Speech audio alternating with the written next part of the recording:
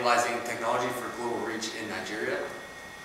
Nigeria is the most populated country in Africa with a population of 175 million. Their economy is 31st in the world and expects to see rapid growth in the upcoming decades. Nigeria is USA's largest sub-Saharan trading partner, and its government is stable enough to allocate $1.15 billion annually for poverty reduction. Nigeria experiences a rainy season between May and September and is accustomed to seasonal flooding.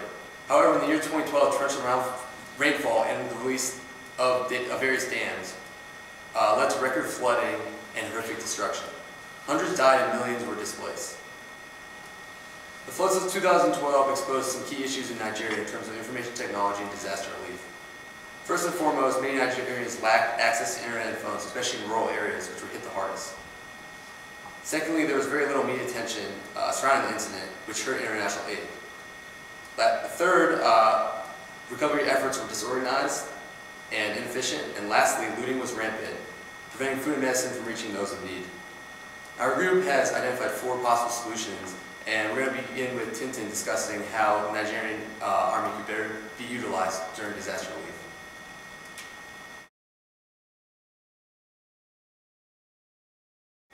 Thank you.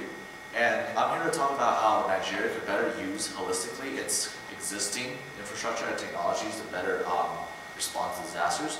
So first of all, Nigeria has actually one of the largest armed forces in the African continent. It currently has 200 to 300,000 active military members and has over 500 armored vehicles at its disposal. In addition, it has 6 divisional headquarters located around the country. So what if we could turn these centers into response zones during a disaster?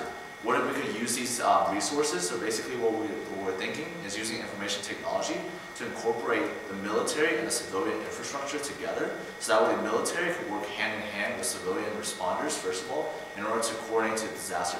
So basically troops could be there to stop looting, troops could also be there to deliver supplies, and everything will be that much more effective. Also, the Nigerian military and the government actually has a flooding space program. So it has 4 satellites up in orbit. So one of the most significant satellites that's currently in orbit right now is Nigeria Sat-2, which is a high-resolution Earth satellite. What this means, this satellite is able to take very detailed, high-resolution pictures of the Earth and the environment. So this way, during the flooding, this satellite can pinpoint very specific and very flooded regions to better help coordinate disaster relief and disaster control. And next, I'd like to pass on to Colin to talk about social networking and how that could do for our flood victims.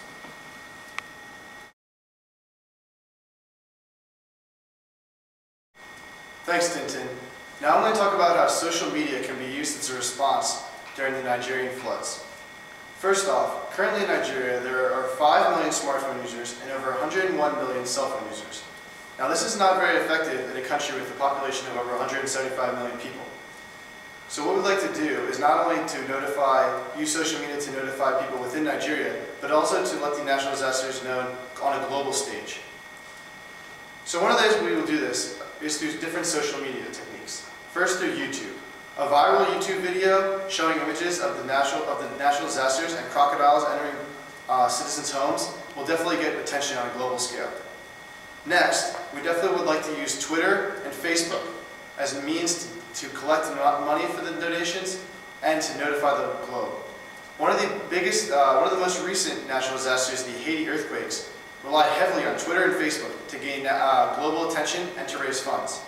Just 2 days after the events in Haiti, there were 2.3 million tweets mentioning Haiti or Red Cross.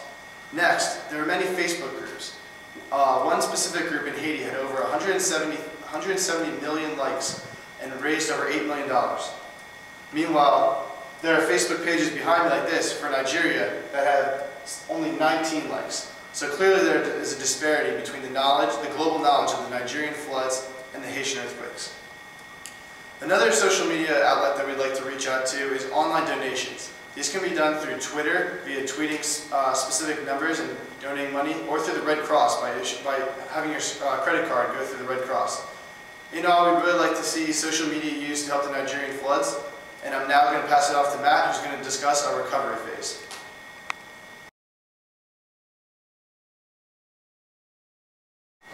Thanks, Colin. So now I'll be talking about the recovery phase of after another natural disaster like the flood in 2012 occurs in Nigeria. if something similar occurs, we want to use a similar strategy such as what is used at recovers.org. Basically, this company would come in and do three main things. They would make volunteer management tools, which allow volunteers to sign up easily to help, track their hours, and easily let people sign liability waivers. This makes it very easy for people to sign up and is a very efficient way to make sure as many people sign up as possible who want to sign up. Next is an online mobile help request feature. Basically, this is very similar to what Colin was talking about earlier. It's going to allow people to use social media and use, with help with a company such as the Red Cross, easily donate through different online places such as Twitter or through the Red Cross website. Next is an information hub. Basically, we want news reporting, Twitter scraping, community messaging center locally so that people understand what's going on. However, we also want to reach out globally so that more people are willing to help either through donations or through physical help. So now we'll talk about some risks that we see with some of our solutions. We saw two categories of risks, strategic and financial. The strategic risk is by bringing the government in and having armed forces stop looting. Since there is some government corruption, they could possibly do some looting on their own. We saw this had low probability and medium impact, so we gave it a PI score of 5.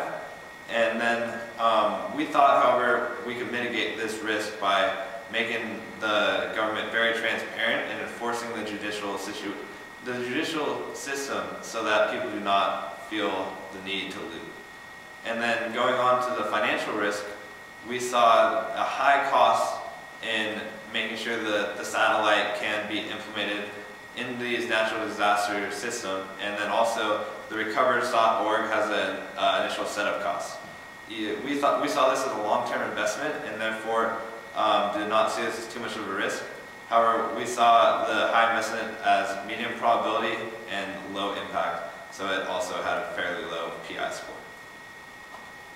So for future disasters, we saw the solutions of bringing in the armed forces, better utilizing Nigerian satellite technology, social media and crowdsourcing techniques to spread awareness, and then finally recovery.org solutions as a great way to make sure we are prepared for future disasters, we can respond very quickly, and then we can recover, and so therefore there are no long-term costs to the natural disaster.